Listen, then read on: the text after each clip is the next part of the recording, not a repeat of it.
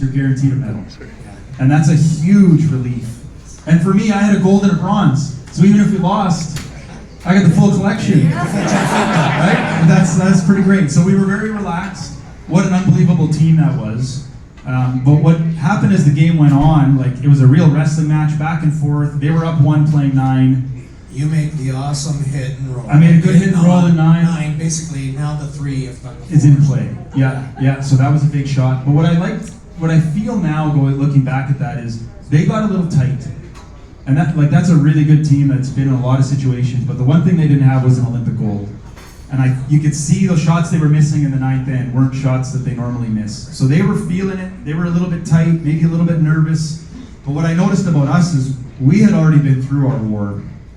Like what we had to do to get through the incident and move on and continue to play well was so difficult to get through that by the time we got to the gold medal game, I think it felt a little bit easier. Like we were so relaxed and happy to just be there after everything that we'd been through that I don't think we tightened up the same way that they did. Like when I'm throwing that hit and roll in 9, it's not oh man, if I miss this, or I'm not thinking about results. I'm just thinking about, wow, we're in such a good game with Bruce. Man, if I make this shot, we're looking good. It was just a way more relaxed, happy feel. And then we got a couple of breaks in the 10th end. I'm not going to lie to you. It came right down to the wire. And that was one of the wildest 10th ends I think I've ever seen. The fact that Brad's last double, like, were you ever concerned when Benny goes, uh-oh? Oh yeah, right when Benny said uh-oh. As soon as it made contact and he said uh-oh, I was like, well, that must mean it's not going.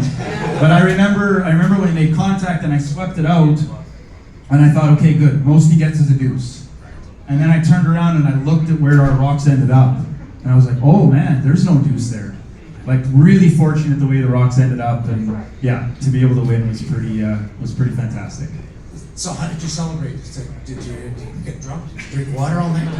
I haven't drank in 10 years, which I know is strange for a curler. My dad passed away about 7 years ago from alcoholism. Wow. And sorry to be a bummer here at the Lefties, where the bar is trying to increase their sales tonight. But and also to extend my career from a health perspective. So I don't drink, but my teammates made up for it that night. Actually, when we got back to the village, it was great because by the time you're done with the doping, so by the time you're done doping, you get issues peeing. Like at my age, you do. When I'm in my 20s, it was easy. Now it's getting a lot harder. So some of us are in that room a little longer than others. Ben and I were the latest out of there, that's for sure. I know, still it's hard. So anyway, we make it out of there, we get back to the village, and we were really lucky that Rachel and the girls were there. And they had won their bronze medal earlier in that day. So they were about, unbelievable performance for them. And they were about 8 hours ahead of us from the drinking scale. They were fully on their way, and we sat in one of the rooms, one of the small village rooms with all of us, and just shared some stories, and everybody was really relaxed and comfortable. And we got a FaceTime from Paul Bissonnette from Spittin' Chicklets.